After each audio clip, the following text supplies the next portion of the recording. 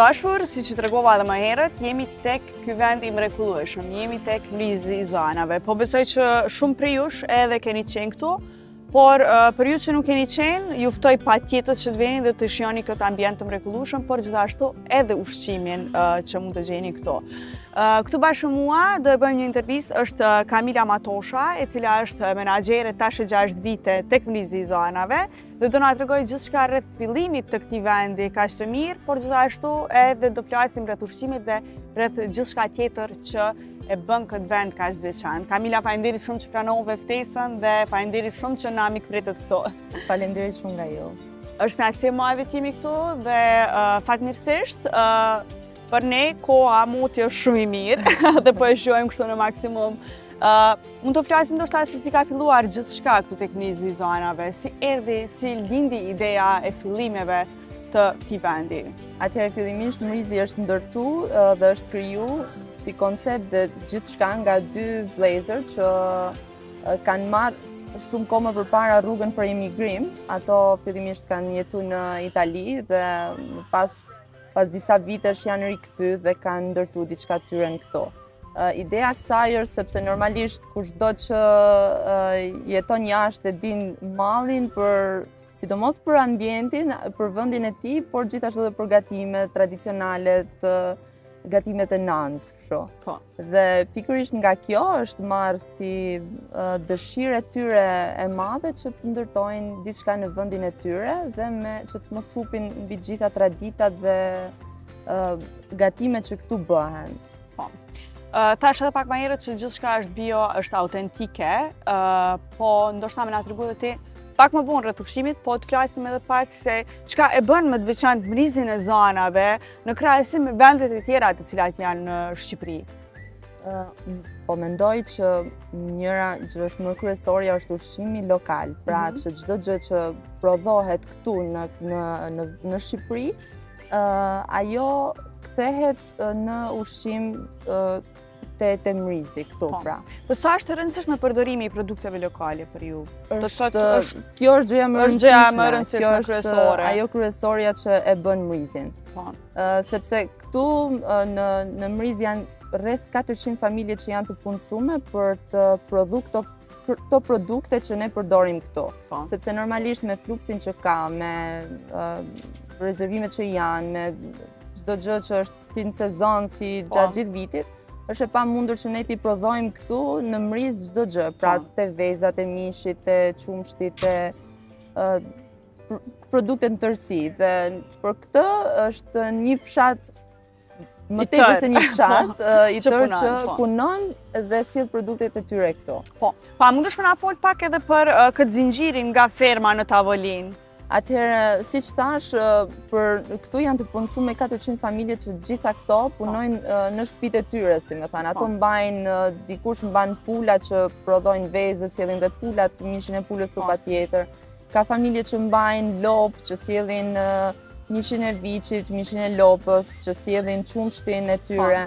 Pra, të gjitha këto familje kanë një kontribut madh që e sjellin këto. Dhe pastaj në momentin që vinë këtu, ne kemi baxhon që prodhojmë aty djathin, gjizën, djathin kaçkavall, sipas tinës pastaj kemi djathin e vis, pra një shumëshmëri që ne e bëjmë. Po cila është një nga pjatat që çdo vizitor ndoshta e kërkon më shumë ti? Atëherë një nga pjatat janë ato tipike tradicionale, më shumë janë dhe këto mezet që ne i sugjerojmë gjithmonë, janë byrek, turshi, perimet e stinës, janë mish i kecit gjithashtu që është tradicional i joni, këto më shumti. Po, menuja ndryshon sipas sezonit? Patjetër ndryshon sipas sezonit, sepse çfarë ka ndryshe? Tash për shembull jemi duke hyrë në verë, çfarë ndryshon? Çfarë mund të gjejnë të gjithë ata që dëshirojnë të vinë dhe ndoshta ta shijojnë një drek dark? Di të them që ato nuk mund të gjejnë për shembull domate apo këto që nuk është stina atyre, sepse nëse duan të provojnë një shije ndryshe, duhet të provojnë patjetër perimet e sezonit, duhet provojnë çdo gjë që është e sezonit tani, që të jenë freskëta dhe të kenë atë shijen e tyre, pa shumë merza, pa shumë që t'ja u hupin sado kudo atë. Po çfarë përvojë dëshironi që ju t'i krijoni edhe vizitorëve që vinë këtu për herë të parë? Atëherë përvoja që një vizitor mund të kalojë këtu është të shikoj drejt për drejt se si këtu punohet, se mendoj që është mënyra më e bukur që të shikohet që te fermeri që sjell ushqimin, deri te punëtori që e prodhon atje. Mund të vizitojnë ambientin që prodhohet gjithçka, siç është kantina verës për punimin e qumshit, i mishit, i frutaperimeve. Dhe kjo është një eksperiencë e plot, besoj. Po. E këtu po na shoqëron pra në këtë avolinë edhe lëngu i Shegës. A mundesh më na tregu rreth këtij lëngu pak, sepse e pash që kur erdhëm të gjitha tavolinat ishin të servuara për gjithë vizitorët që vinë këtu me lëngun e Shegës. Lëngu i mirëseardhjes se quajmë ne, që nuk është gjithmonë i njëjti, pra nuk është gjithmonë i Shegës, sepse është me sezone. Ky është shurup shege që hollohet gjatë, do të thënë shurupi i shegës mbahet një farë periudhë, pastaj hollohet dhe përdoret për ta pikshu.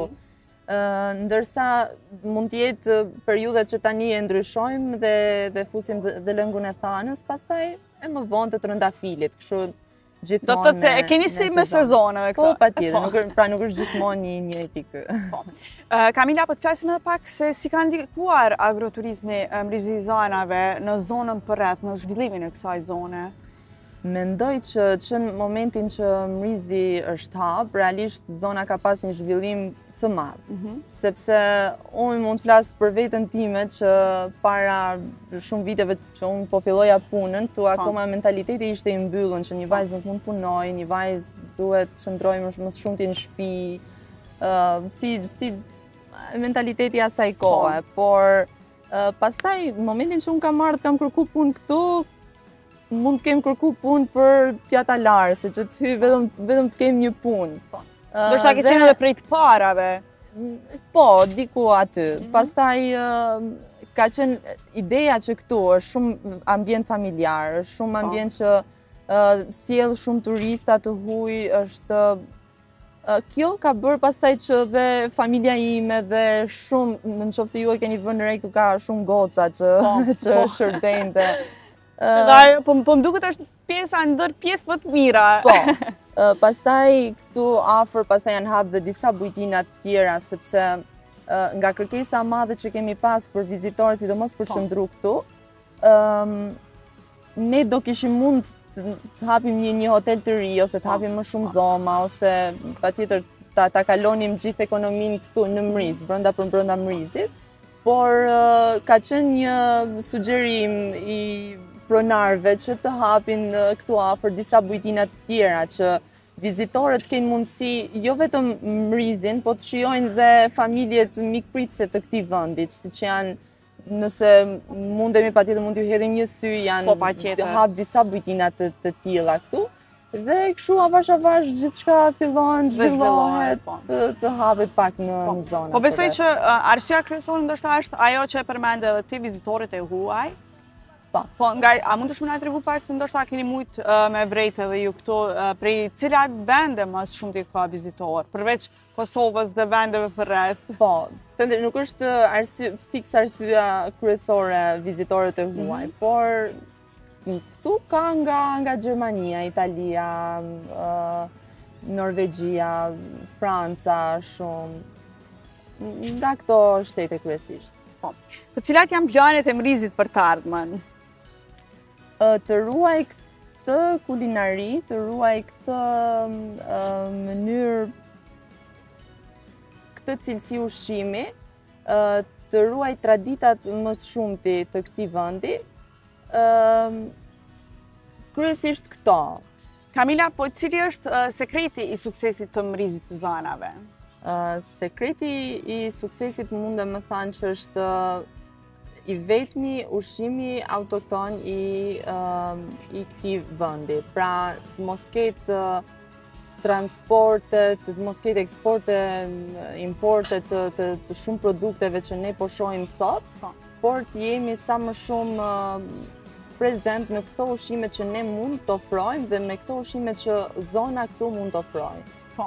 Po si i fton të gjithë shikuesit e emisionit Pasion e Profesion që të vinë dhe të shijojnë një ditë këtu tek Mlizi i Zanave?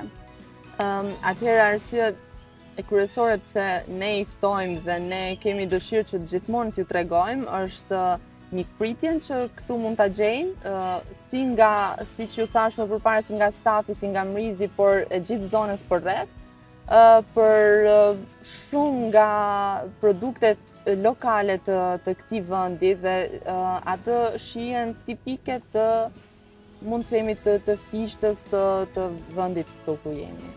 Kamila, faleminderit shumë. Faleminderit nga ju. Që gjete kohë, ishte shumë kënaqësi dhe po vazhdojmë ta shijojmë këtë vend të mrekullueshëm ne. Shumë faleminderit.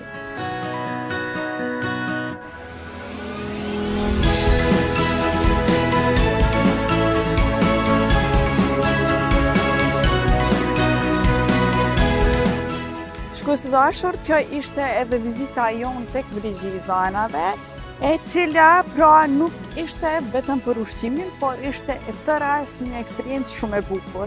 E ju kur të vini, patjetër që duhet ta shijoni të gjithë eksperiencën dhe të gjithë ju që nuk keni qenë ende, ju ftoj të vini dhe të vizitoni këtë vend të mrekullueshëm.